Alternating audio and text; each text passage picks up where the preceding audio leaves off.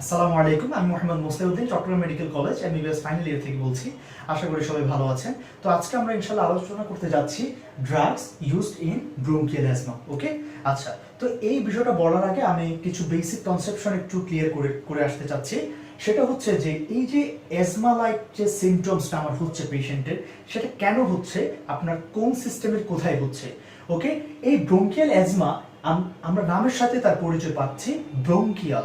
That means এই অ্যাজমাটা হচ্ছে আপনার রেসপিরেটরি সিস্টেমের ব্রঙ্কাসের মাঝে, ব্রঙ্কাস এবং ব্রঙ্কিয়াল। ওকে, আচ্ছা, এই পোর্শনগুলোতে তো আপনারা জানেন আমাদের এই যে ব্রঙ্কাস বলি, ব্রঙ্কিওল বলি, হ্যাঁ, আপ টু টার্মিনাল ব্রঙ্কিওল পর্যন্ত আমাদের সেখানে স্মুথ মাসেল থাকে, কিছু smooth muscle, bronchial smooth muscle যেটাকে বলি। তো আমি এখানে একটা ব্রঙ্কিয়াল স্মুথ মাসেলকে একটু বড় করে নিলাম। ওকে, এই যে দেখেন ব্রঙ্কিয়াল স্মুথ মাসেলকে আমি সাপোজ মাইক্রোস্কোপে দিয়ে দেখছি, তার এই অবস্থা। ওকে, এখন দেখেন ফার্মাকোলজির সবচেয়ে মজার যে বিষয়টা, প্রথমেই আমাদেরকে সবকিছু একদম মলিকিউলার লেভেল থেকে একটু দেখতে হয়। সেটা হচ্ছে আমি দেখবো এখানে একটা ব্রঙ্কিয়াল স্মুথ মাসেলে আমাদের কি কি রিসেপ্টর থাকে। ওকে, দেখেন এখানে আমি বাম পাশে কিছু রিসেপ্টর রেখেছি এবং ডান পাশে একটা রিসেপ্টর রাখলাম। ওকে, জাস্ট ফর এন এক্সাম্পল। এখন দেখেন এখানে নাম্বার 1 রিসেপ্টর হচ্ছে মাসকারিনিক 3 রিসেপ্টর, নাম্বার 2 রিসেপ্টর হচ্ছে হিস্টামিন 1 রিসেপ্টর এবং নাম্বার 3 হচ্ছে লিউকোট্রিয়েন রিসেপ্টরস। ওকে, আচ্ছা, আরেকটা রিসেপ্টর এখানে থাকে 5-HT2A রিসেপ্টর। ওকে, আচ্ছা, যেটাকে আমরা সেরোটিনার্জিক রিসেপ্টর বলতে পারি। তো সেটার তেমন একটা রোল এখানে নেই, দেখে আমি সেটা এখানে আসলে ইন্ডিকেট করিনি। তো দেখেন মজার বিষয়, আমি যেই তিনটা রিসেপ্টর আমার লেফট সাইডে রেখেছি, এই তিনটাই এই ব্রঙ্কিয়াল স্মুথ মাসেলকে কন্ট্রাকশন করে। এই ব্রঙ্কিয়াল স্মুথ মাসেলকে কি করে? কন্ট্রাকশন করে। তাহলে দেখেন এই তিনটা রিসেপ্টর করবে যে ব্রঙ্কিয়াল স্মুথ মাসেল কে কি করবে? কন্ট্রাকশন।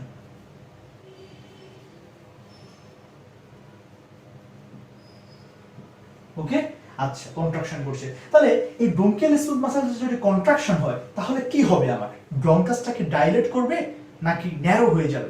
ডেফিনেটলি ন্যারো হয়ে যাবে। কেন? কারণ হচ্ছে আমি যদি এখানে একটা ব্রঙ্কাস বা ব্রঙ্কিউল আঁকি, তাহলে দেখেন এটা হচ্ছে একটা লুমেনের মতো এবং এই জায়গায় আমার এই স্মুথ মাসেলের তার ওরিয়েন্টেশনটা কেমন? সেটা হচ্ছে এরকম সার্কুলার লাইক। তাহলে এই সার্কুলার স্মুথ মাসেলটা যদি কন্ট্রাকশন করে তাহলে লুমেনটা দেখেন ন্যারো হয়ে যাচ্ছে। আবার ও যদি রিল্যাক্স হয় তাহলে দেখেন লুমেনটা ওয়াইড হয়ে যাচ্ছে। তাহলে এটা ওরিয়েন্টেশনটা আগে জানতে হবে। তাহলে সে সার্কুলারলি থাকে। কন্ট্রাকশন করলে ব্রঙ্কোকনস্ট্রিকশন, আর স্মুথ মাসেলটা যদি রিল্যাক্স করে তাহলে ব্রঙ্কোডাইলেশন। ওকে, তাহলে M3 রিসেপ্টরটা এই স্মুথ মাসেলকে কন্ট্রাকশনের মাধ্যমে করছে ব্রঙ্কোকনস্ট্রিকশন।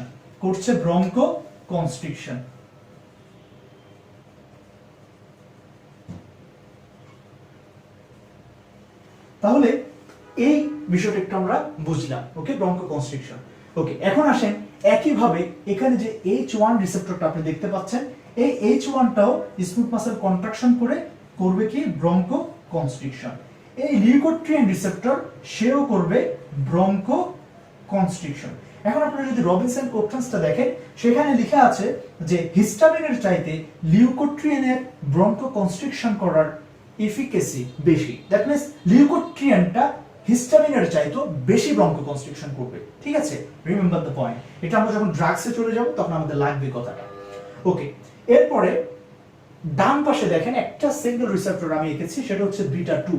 ওকে এক পাশে রাখার কজ হচ্ছে ও ব্রঙ্কোডাইলেশন করে আর বাকি তিনজন ব্রঙ্কোকনস্ট্রিকশন করে। তাহলে বিটা 2 রিসেপ্টরটা এই স্মুথ মাসেলকে রিল্যাক্স করার মাধ্যমে ব্রঙ্কোডাইলেশন করবে।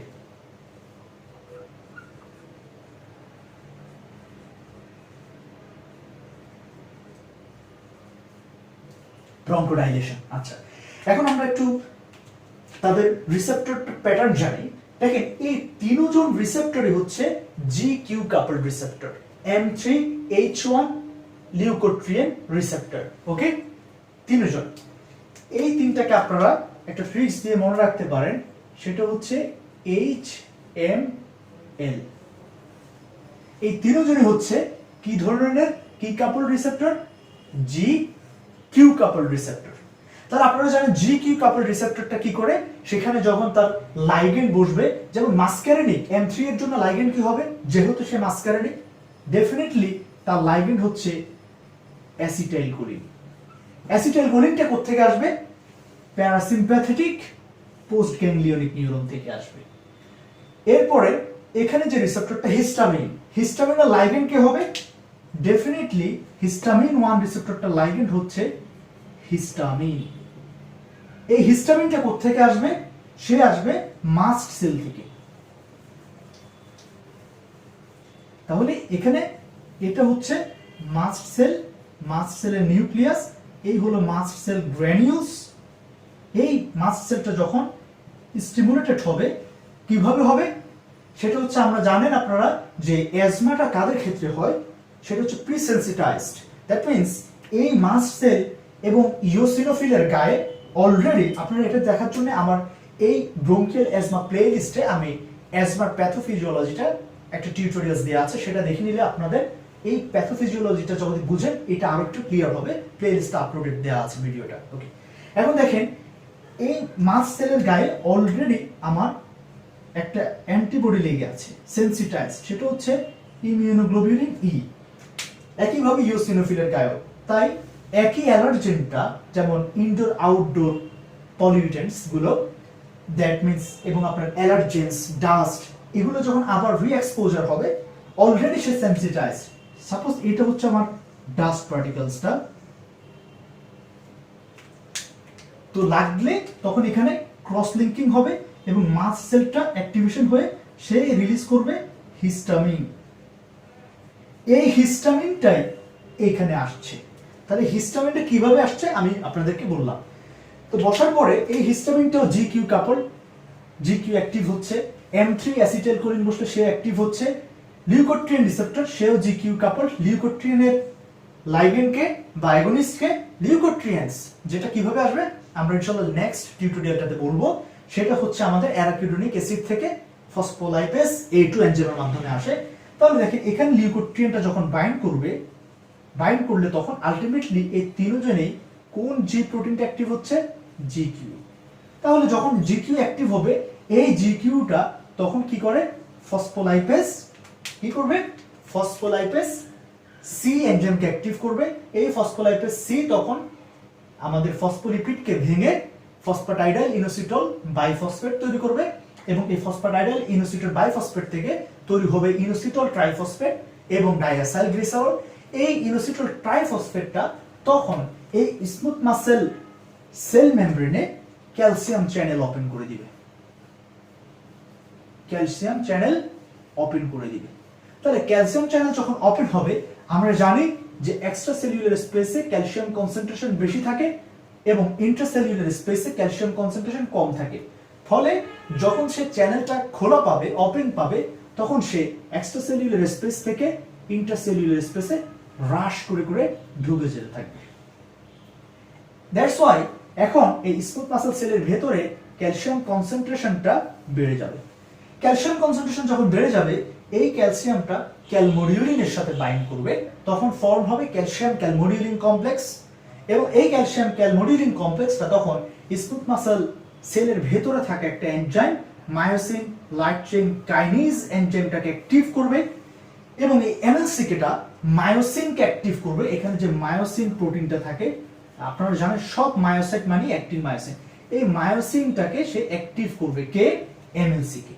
তখন এই মায়োসিনটা অ্যাক্টিভ হলে সে তার অ্যাক্টিনের সাথে কাপলিং করবে, অ্যাক্টিন মায়োসিন কাপলিং হবে, এই মাসলটা তখন কন্ট্রাকশন করবে। তাহলে স্মুথ মাসল যদি কন্ট্রাকশন হয়, হবে বঙ্কো কনস্ট্রিকশন। তাহলে আমি আপনাকে এক্সপ্লেইন করলাম M3, H1 এবং লিউকোট্রিয়েন কিভাবে ব্রঙ্কো কনস্ট্রিকশন করে। আমাদের ট্রিক্সটা হচ্ছে HML। ওকে, আচ্ছা। আর অন্যদিকে বিটা 2, এই বিটা 2টা করে কি, ব্রঙ্কো ডাইলেশন। বিটা 2টা কি করবে, ব্রঙ্কো ডাইলেশন। কিভাবে করছে বিটা 2 ব্রঙ্কো ডাইলেশন, দেখেন এখানে আমি একটা স্মুথ মাসল সেল আঁকার চেষ্টা করলাম। এটা হচ্ছে তার নিউক্লিয়াস এবং এখানে হচ্ছে বিটা 2 রিসেপ্টরস এবং বিটা 2 রিসেপ্টরস হচ্ছে একটা অ্যাড্রেনার্জিক রিসেপ্টরস, তাহলে তার লাইগেন্ড বা অ্যাগোনিস্ট হবে এপিনেফ্রিন।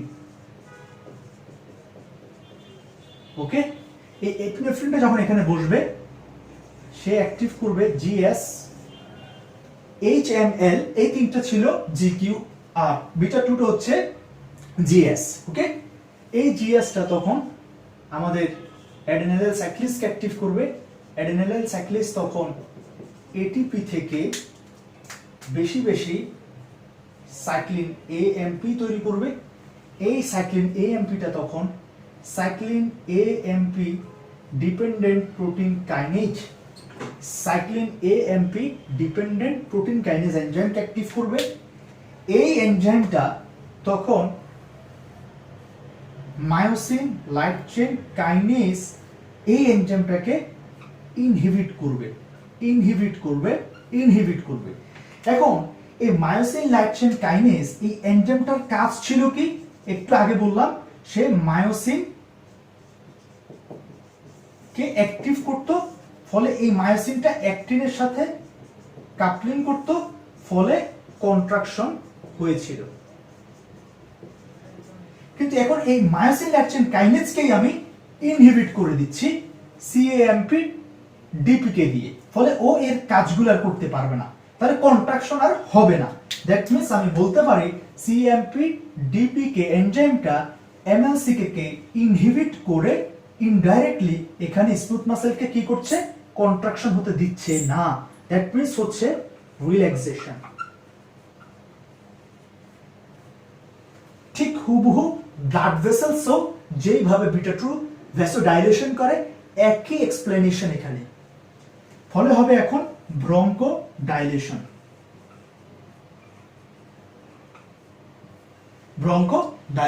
হচ্ছে। ওকে, এখন আরেকটা ইম্পর্টেন্ট জিনিস দেখেন, এই যে অ্যাডেনাইল সাইক্লিসটা এটিপি থেকে সাইক্লিন এএমপি তৈরি করছে, এই সাইক্লিন এএমপি থেকেই কিন্তু সিএমপি ডিপিকে এনজাইমটা অ্যাক্টিভ হচ্ছে। এখন আপনার প্রশ্ন, এই সিএমপি কি কন্টিনিউয়াসলি থেকে যাবে? তাহলে কিন্তু কন্টিনিউয়াসলি ব্রঙ্কোডাইলেশন অবস্থাতেই থাকবে, কিন্তু এমনটা তো হচ্ছে না। দ্যাট মিন্স এই সিএমপি কিন্তু কন্টিনিউয়াসলি অ্যাক্টিভেটেড অবস্থায় থাকতে পারে না, ওকেও একটা এনজাইম ভেঙে ফেলে, ইনঅ্যাক্টিভ করে ফেলে এই সিএমপি কে। সে হচ্ছে ফসফোডাইএস্টারেজ।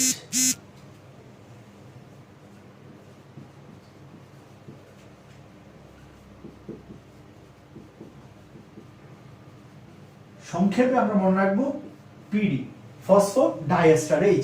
এই এনজাইমটা সাইক্লিন এএমপি কে ইনঅ্যাক্টিভ করে ফেলে, ফলে সাইক্লিন এএমপি কনসেন্ট্রেশনটা আস্তে আস্তে কমে যেতে থাকে।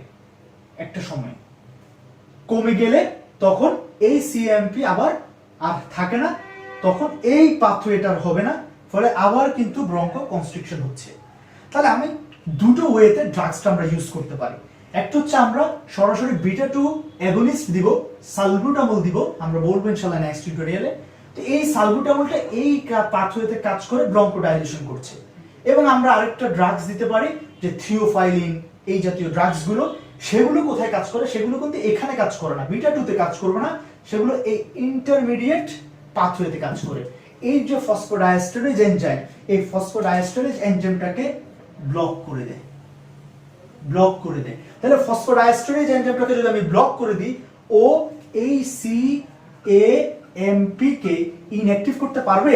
ফসফোডাইএস্টারেজ সিএমপি কে ইনঅ্যাক্টিভ করে, তাহলে আমি ফসফোডাইএস্টারেজ কে ইনঅ্যাক্টিভ করে দিচ্ছি, ফলে সে আর সিএমপি কে ইনঅ্যাক্টিভ করতে পারবে না। তাহলে আমার সেলে এখন সিএমপি এর কনসেন্ট্রেশন বেশি বেশি হবে। কেন? একদিকে বিটা 2 দিয়ে সিএমপি তৈরি করছি, অন্যদিকে সিএমপি কে নষ্ট করার এনজাইম ফসফোডাইএস্টারেজকে আমি ধরে রাখছি যে তুমি সিএমপি কে ইনঅ্যাক্টিভ করতে পারবে না। একদিকে সিএমপি প্রোডাকশন বাড়াচ্ছি, আরেকদিকে সিএমপি ডিস্ট্রাকশন কমাচ্ছি। আলটিমেটলি আমার সেলের ভিতরে এখন স্মুথ মাসেল সেলের ভিতরে সিএমপি কনসেন্ট্রেশন বেড়ে যাচ্ছে, ফলে বেশি বেশি সিএএমপি ডিপেন্ডেন্ট প্রোটিন কাইনেজ বেশি বেশি তৈরি হবে, সে বেশি বেশি এমএলসি কে ইনহিবিট করবে, ফলে এই স্মুথ মাসেলটা বেশি বেশি রিল্যাক্স থাকবে, ফলে আমি ব্রঙ্কো ডাইলেশন পাবো। এরকম থেকে হয়ে যাবে এরকম ব্রঙ্কো ডাইলেশন। তাহলে এই পাথওয়েটাও আমরা বললাম। ওকে, তো আমরা ইনশাআল্লাহ এর বাকি পোর্শনটুকু নেক্সট টিউটোরিয়ালে আলোচনা করব। সবাই ভালো থাকবেন, সুস্থ থাকবেন। আল্লাহ হাফেজ, আসসালামু আলাইকুম।